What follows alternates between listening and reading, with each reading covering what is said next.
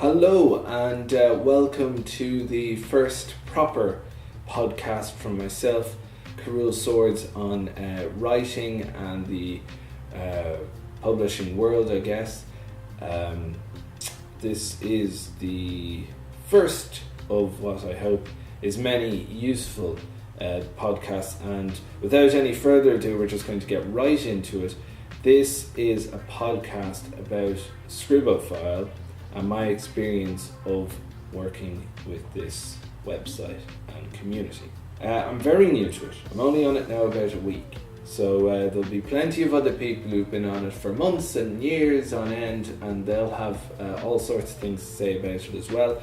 But there is an advantage maybe also to kind of just setting out how it comes off as you first begin it, because if you haven't used it before, then you might encounter some of the same things, and equally if you have been on it for a while, sure, there's no problem with a fresh pair of eyes giving their thoughts on it. So right, let's begin with what I've done on it, because then that'll help you to kind of figure out how much weight to put in my words. Right, well, the first thing is I've been critiquing several works that I found on the website, and I've set up my profile. I've had a few messages back and forth with other authors, and I've generally just been trying to get the lay of the land and figure out what the community is all about, and that's what I'm going to tell you about now. So, as I said, one of the first things I did after creating my profile was critiquing some work. And the reason why I got so quickly into critiquing the work is, it's twofold, I suppose. One thing is it's nice to be able to help people. There was plenty of work there to be looked at, and I do feel like that's a big part of what the site's about. I mean, it's about helping each other. You review each other's work, you give them your honest opinion about how the work comes off to you. That's what the whole community is about. If you're not on the website to do that, then it's not going to be very much good to you. So critiquing the work and putting your thoughts out there for people to read is kind of a very big part of what the website's about.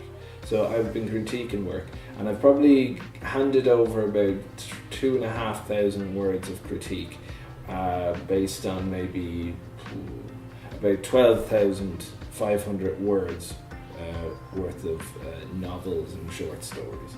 So roughly, I guess, 500 words per critique. And you're thinking probably to yourself, 500 words? But honestly, I mean, that's what you'd like, isn't it? You know, if you put a chapter out there for someone to read, or you put out a short story, you'd love about 500 words, or maybe even more, that really get into the detail of how someone experiences and understands the piece of writing that you've put into the community. Because there's a great many places you could go, and someone's comment would be good stuff, love it, or this is okay, or I liked the main character and this thing that they did. Like, I mean, it's grand. I mean, it's not bad anyway, by any stretch of the imagination. You're going to appreciate having it rather than not having it.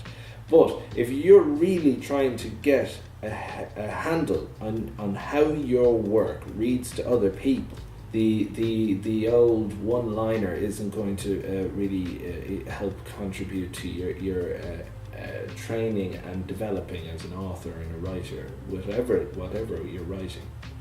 So immediately getting 500 words, that's good, and that's what I haven't been aiming for that, but that's roughly what I end up doing.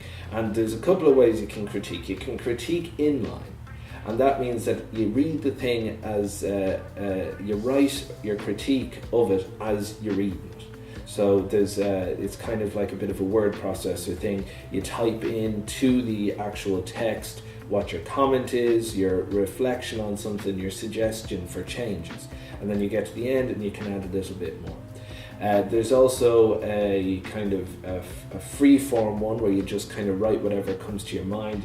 as you're reading it, I suppose, or at the end when you're finished it. Then the other one is that there's kind of a bunch of questions that can lead your critique and lead your analysis or assessment of it. I mostly use inline because I find myself having sort of the 400 or 500 words to say as I'm going through it, and then I only leave maybe another 100 or so words at the end, and I like to give people my sense of it as it's coming to me, not as it's settled on me later. And also I kind of might forget as I'm reading through it, because usually the extracts people put up are between sort of 1,500 words and 3,000 words, and I'm going to remember a lot more if I can type it. I'm going to give them a better assessment of things if I can read it as I'm going through it.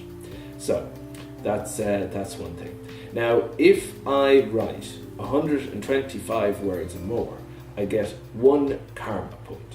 And the karma points are important because you need karma points in order to be able to put your own works up for critique. Without them, you're just staring at the screen, and you can critique to your heart's content, but you can't do anything much else. So you need the karma points in order to put your own work up there. And you get about 1,000th of a karma point for every additional word after 125. And as well as that, some people can give you bonus karma points. Now I know this is turning into the sense of like some sort of Mario adventure game or some other thing, but that's just the way it is. So try and just, give me a chance here to explain it. You can get additional karma points, and those are decided, it seems, by the author themselves, because they can fluctuate between a half extra point for everything over 500 words to sort of, I'll give you sort of a tenth of a karma point for everything over 500 words. So there's a big difference, and you can, based on what you want to read and how fast you want to get your karma points, you might end up choosing differently. I guess the other thing to say at the moment is that once you've given a critique, there's also reputation points to be gotten, and I'll go into those on another day. I'm not going to give you everything in one go. So then the other thing I suppose to take into account is the level of detail the critiques people are giving you. Sort of there is people who just kind of give you the sort of 125 roughly. But for the most part, from my reading and running around and navigating the site, there's a lot of 700s, 600s. I've seen 1,000-word critiques, and you can people are really getting into the nitty-gritty of your piece, and it's a far cry from what I've seen in some other sort of websites that talk about giving you sort of advice or feedback or suggestions. Now, the only other thing maybe to say about it at the moment is that there's 2 kind of accounts. There's a pro account and there's a free account. A free account allows you to put up your work after you've earned the proper amount of critique or points or karma points, which is 3. When you've got 3, you put something up. If you're a free account holder, then you only can, it's not only, but you do, the amount of critiques you can have before it is pulled out of circulation or out of the spotlight, as they say, is 3 critiques. Now, if you're a pro account owner or holder, then it's $9 per month, or about $60 odd dollars for a year. You can get maybe 6 or 7 critiques before I think it gets pulled out of the spotlight or the circulation. So there is differences. There's also differences in terms of how many messages you can send to people, like private messages. And there's some differences, but you can certainly get along for at least at the start on a free account, and you could probably get away with it if you don't have that much work you want to put out there on a free account.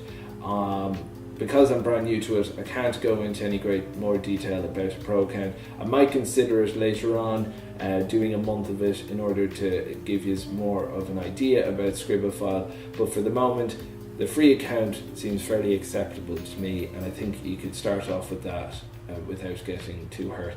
And you can kind of get a sense of the thing first. So I think that's more than enough for today, actually, folks. I think I'm going to leave Scribophile for a little while. I might come back to it in a couple of more days, a couple of more weeks, when I have a little more to give you. If you found this useful, please check out the links to my other stuff.